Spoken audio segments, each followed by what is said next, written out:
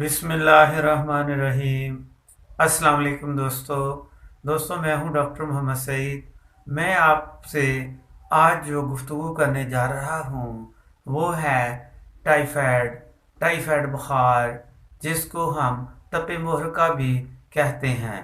दोस्तों, बात को आगे शुरू करने से पहले मैं आपसे गुजारिश करता हूं, जिन दोस्तों ने अभी तक हमारे चैनल को सब्सक्राइब नहीं किया, बराए मेहरबानी हमारे चैनल को सब्सक्राइब कर लें और साथ ही बेल आइकन बटन को दबा दें ताकि हमारी नई आने वाली वीडियोस के नोटिफिकेशन आपको मुसलसल मिलते रहें।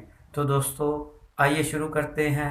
दोस्तों, टाइफाइड बुखार साल्मोनेला नामी बैक्टीरिया की वजह से होता है।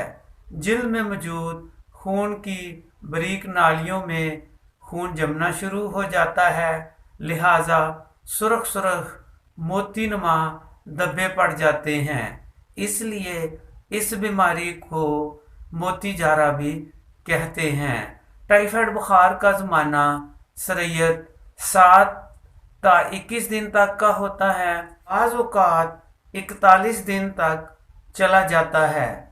इसके जरासीम मुंह के ज़रिए मैदा में दाखिल होकर छोटी आंत में चले जाते हैं और इसकी दीवारों में मौजूद जख्मों के ज़रिए खून में पहुंच जाते हैं और इस तरह टाइफाइड हो जाता है। टाइफाइड का जख्म क्लून में होता है, तिली बढ़ जाती है, बुखार सुबह के वक़्त कम और शाम को तेज़ हो जाता है। टाइफाइड बुखार में नब्ज़ हमेशा सुस्त हो जाती है। इन जख्मों के ज़रिए ये जरासीम जिस्म में दाखिल होकर पित्ता में चले जाते हैं और सालों तक वहीं रहते हैं, जिसकी वजह से पित्ता असासी अल्कलाइन होता है और बाइल या सफरा इस जरासीम के रहने के लिए मुनासिब है। लिहाजा इसमें दूसरी बीमारियों के खिलाफ WBC की मिकदार कम हो जाती है।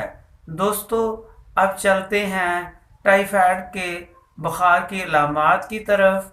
टाइफाइड बुखार के शुरू में प्यास शिद्दत के साथ लगती है, मुंह का जायका कड़वा, खराब और तल्ख हो जाता है, भूख बंद हो जाती है, किसी चीज़ को खाने को दिल नहीं चाहता। बुखार के साथ कमज़ोरी इस कदर हो जाती है कि बाज़ औक़ात मरीज़ उठकर बैठ नहीं सकता, जिस्म की रंगत पीली और जर्दी माइल हो जाती है। टाइफाइड बुखार में हफ्ता के आखिर में अगर टेस्ट करवाएं तो विडाल टेस्ट पॉजिटिव होगा।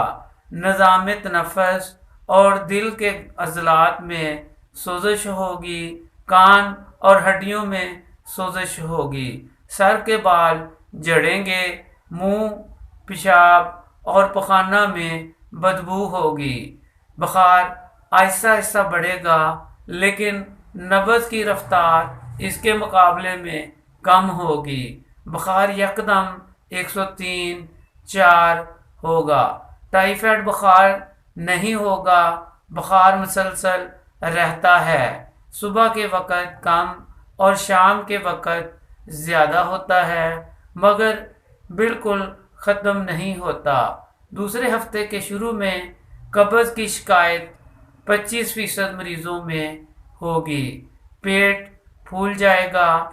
दूसरे हफ्ते के आखिर में दस्त आने शुरू हो जाएंगे, जिसे स्टूल पैड सोप कहते हैं। मरीज़ों का बुखार बढ़ता रहेगा और मरीज़ कंफ्यूज होगा।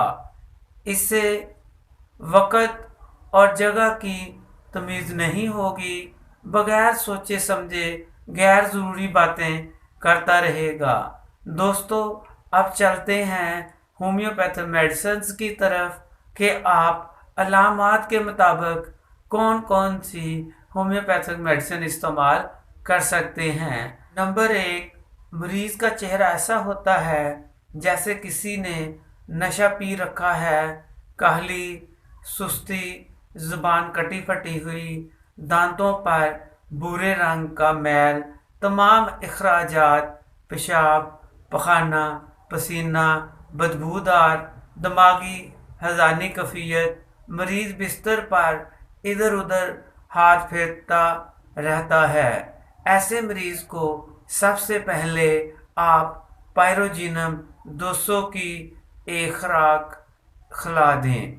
फर्ज करें दोस्तों, ये मेरे हाथ में पायरोजिनम 200 है, तो आप चंद ग्लोब्यूल्स के ऊपर चंद कतरे डालकर एक खुराक जुबान पर रखकर चूसने के लिए दे दें। इसके बाद बिप्टेशिया 30, फर्ज करें दोस्तों ये मेरे हाथ में बिप्टेशिया 30 है, तो आप चंद ग्लोब्यूल्स के ऊपर चंद कतरे डालकर एक खुराक सुबह में जुबान पर रखकर चूसने के लिए दे दें। ऐसे ही चंद ग्लोब्यूल्स के ऊपर चंद कतरे डालकर एक खुराक दोपहर में चूसने के लिए दे दें, और ऐसे ही चंद ग्लोब्यूल्स के ऊपर चंद कतरे डालकर शाम में चूसने के लिए दे दें। नंबर 2, मरीज को बुखार के साथ सर्दी लगती है, मरीज बेचैन और कमज़ोरी बहुत ज़्यादा महसूस करे, बार बार थोड़ा थोड़ा पानी पिए, पेशाब पखाना बदबूदार हो,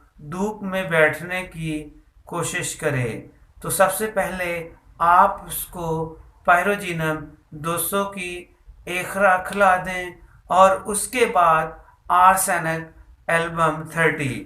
फर्ज करें दोस्तों ये मेरे हाथ में आर्सेनिक एल्बम 30 है, तो आप चंद ग्लोब्यूल्स के ऊपर चंद कतरे डालकर एक खुराक सुबह में जुबान पर रखकर चूसने के लिए दे दें, और ऐसे ही चंद ग्लोब्यूल्स के ऊपर चंद कतरे डालकर एक खुराक दोपहर में चूसने के लिए दे दें, और ऐसे ही चंद ग्लोब्यूल्स के ऊपर चंद कतरे डालकर एक खुराक शाम में चूसने के लिए दे दें। नंबर 3, मरीज का क्लिनिक में आते ही आपको मालूम हो जाएगा कि मरीज बेचैन, हरकत पे हरकत, किसी पल सुकून ना पाएगा, ज़ुबान सुर्ख, मुसल्लस नुमा, अगला हिस्सा सुर्ख, पतले पखाने, बाज़ दफ़ा मरीज बताता है कि मैं सर्द गर्म हुआ हूँ, तो आप इस मरीज को भी सबसे पहले पायरोजिनम 200 की एक खुराक खिला दें, और इसके बाद रिस्टॉक्स 30। फर्ज करें दोस्तों ये मेरे हाथ में रिस्टॉक्स 30 है, तो आप चंद ग्लोब्यूल्स के ऊपर चंद कतरे डालकर एक खुराक सुबह में जुबान पर रखकर चूसने के लिए दे दें। ऐसे ही चंद ग्लोब्यूल्स के ऊपर चंद कतरे डालकर एक खुराक दोपहर में चूसने के लिए दे दें, और ऐसे ही चंद ग्लोब्यूल्स के ऊपर चंद कतरे डालकर एक खुराक शाम में चूसने के लिए दे दें। नंबर 4, मरीज की ज़ुबान चेक करें, अगर खुश्क और सफ़ेद हो, साथ बुखार, सर दर्द, मुंह का जायका कड़वा, खांसी, चक्कर, कब्ज़ हो तो ब्रायोनिया 30।